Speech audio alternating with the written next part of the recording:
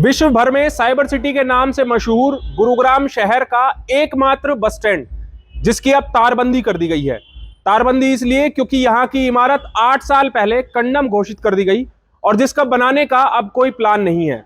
वैसे तो प्लान गुरुग्राम में मेट्रो के विस्तार का भी बनाया जा रहा है, हेली हब बनाने का भी किया जा रहा है, लेकिन एक बस स्टैंड सरकारों से बन नहीं पा रहा है।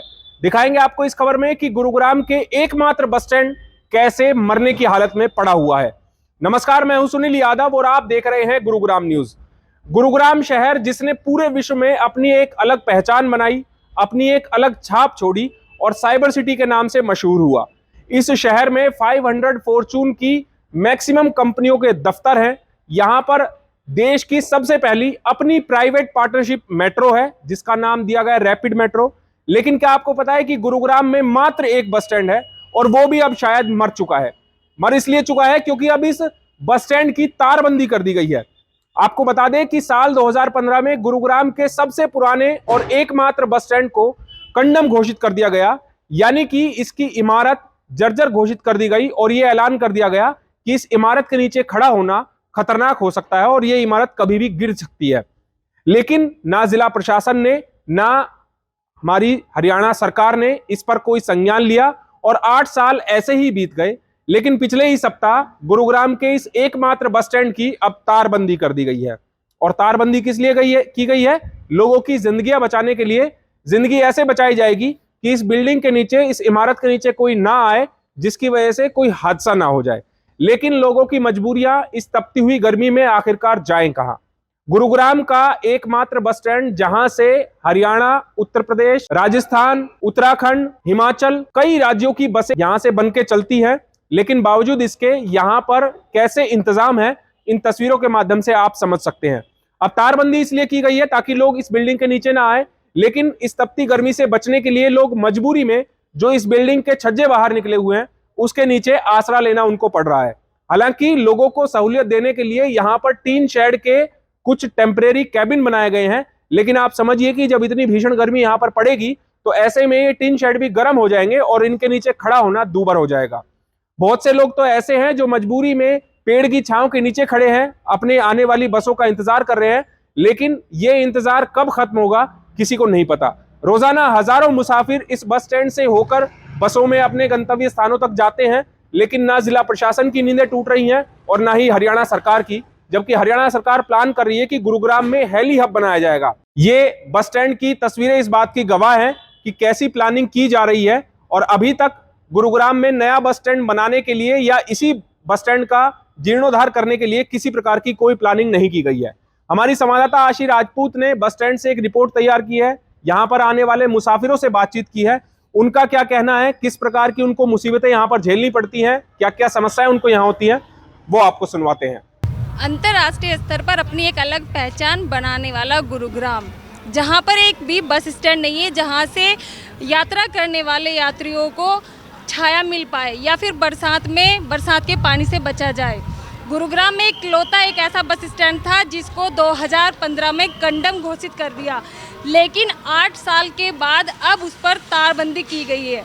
तारबंदी करने की जो वजह है वह यह है कि देखिए आप, ये तारबंदी जो सामने की गई है, जो बिल्डिंग है पूरी तरह से जर्जर हालात में है, यानी कि बिल्डिंग कभी भी गिर सकती है। किसी के साथ कोई हादसा ना हो जाए उसी से बचने के लिए यहाँ पर ये तारबंदी की गई है।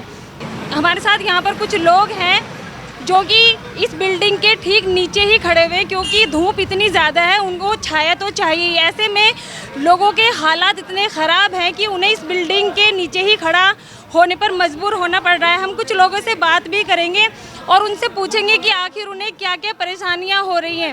मैम, सबसे पहले अपना नाम बताइए। मेरा नाम सीमा यादव है। आप कहाँ से हैं? मैं फरीदाबाद से। कितने साल से आप सफ़र कर रहे हैं? जी मैम, मुझे यहाँ 8 साल हो गए। बहुत दिक्कत होती है।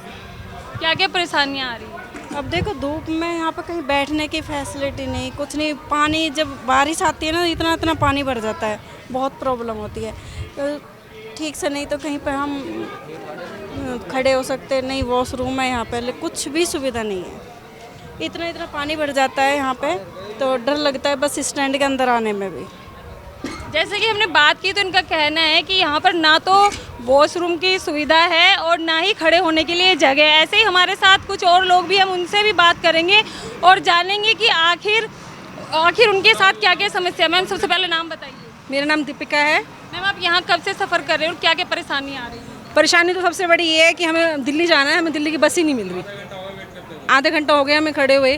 क्या कम से कम एक टाइम फ्रेम तो हो, जैसे रेलवे स्टेशन पे होता है ना, तो वॉशरूम है लेडीज़ के लिए, नहीं बच्चों के लिए बैठने की कोई जगह है, किसी को भी कुछ कभी भी कुछ भी लग सकता है, तो इस तरह की प्रॉब्लम तो है ही। पहले आप इस बिल्डिंग में बैठ जाते थे आकर, लेकिन अब यहाँ तारबंदी हो गई, उसकी वजह से क्या परेशानी हो रही है? पहले तो मैं नहीं आई हूँ ना ही कभी बैठी हूँ। मैं दूसरी तीसरी बारी यहाँ पर आई हूँ। मैं फरीदाबाद पहले जाती हूँ तो बस तो उस पर तो मिल जाती है, दिल्ली की बस नहीं मिल रही मुझे अभी तक।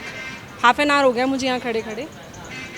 हम कुछ और लोगों से भी बात करेंगे। सर आप बताइए, आप यहाँ कब से सफ़र कर रहे हैं? जी मुझे 10 साल हो गए यहाँ सफ़र करते करते। हर जगह के स्टेशन देखिए कितना अच्छा बढ़िया भी स्टॉप है, रहने की बैठने की हर जगह व्यवस्था है, भाई किसी चीज़ की परेशानी नहीं होती। यहाँ देख रहे हो आप हालात कैसे, इस तरह जाल लगा दिया जैसे यहाँ भेड़ बकरियों को जगह रोकने के लिए लगा दिया हो। अब देख रहे हो बस स्टैंड की क्या हालत हो रखी है, क्या नहीं हो रखी है जी। ना कोई पानी की व्यवस्था, ना कोई बैठने की है, ना कुछ नहीं है जी। बताओ इतना अच्छा शहर है गुड़गांव, और फिर भी जी कितने यात्रियों के लिए यहाँ सुविधा होना चाहिए। हर यात्री आते भी हैं बैठने, कहाँ जाने के लिए एक स्टॉप ही ऐसा है ताकि यहाँ से किसी क्षेत्र में भी जा सकते हैं, किसी भी क्षेत्र में भाई वो सफ़र कर सकते हैं। यहाँ तो ऐसे हालत हो रखी है जी जैसे पूछो ही मत, इतनी बुरी हालत कर रखी है बस स्टैंड की। ये इससे अच्छा तो बंद ही कर दीजिए भाई, यात्रियों के लिए वही ठीक है। ना कोई बैठने की, ना कोई पानी की व्यवस्था, धूप में मानना पड़ता है, यात्री इधर उधर भाग रहे हैं। थोड़ी बहुत इतनी धूप पड़ रही है भाई, उसको स्टॉप है, बैठ तो सकता है, उसको भाई मिल तो सकती है हाल, थोड़ी व्यवस्था भी है। बच्चे हैं जो उन्हें रोड पे लेके बैठना पड़ता है, गाड़ियाँ निकलती हैं, उनका डर होता है। अब ये जाल लगा रखा है जी, कहाँ जाके बैठे, बच्चों के लिए बैठने की व्यवस्था नहीं है, सामान रखने की है नहीं जी। बताओ क्या करेंगे, हम तो 10 साल से सफ़र कर रहे हैं यहाँ आते जाते हुए जी हैं। जैसे कि हमने बात की तो यहाँ पर लोगों का कहना है कि उनको बैठने के लिए यहाँ पर कोई भी सुविधा नहीं है, ना ही धूप से बचने के लिए कोई साधन है, और आने वाले समय में जब बरसात होती है तो यहाँ पर पानी इतना भर जाता है कि उससे निकलना भी लोगों को बहुत ज़्यादा मुश्किलें होती हैं।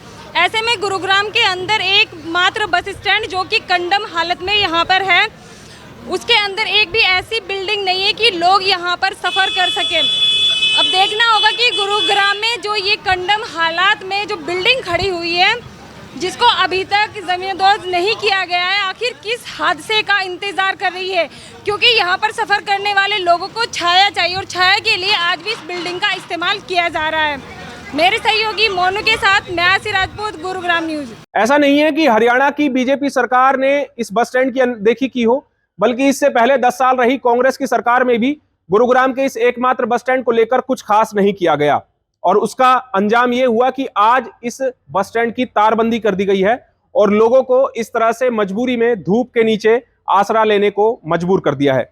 देखना होगा कि क्या जिला प्रशासन या हरियाणा सरकार इस बस स्टैंड की सुध लेती है और इसके जीर्णोद्धार के लिए कोई नई प्लानिंग तैयार की जाती है। इस खबर के बारे में आप हमें अपनी राय कमेंट करके जरूर दीजिएगा। साथ ही साथ आप इस खबर को जरूर शेयर कीजिएगा ताकि सभी लोगों तक सही जानकारी सही समय पर पहुंच पाए। नमस्कार।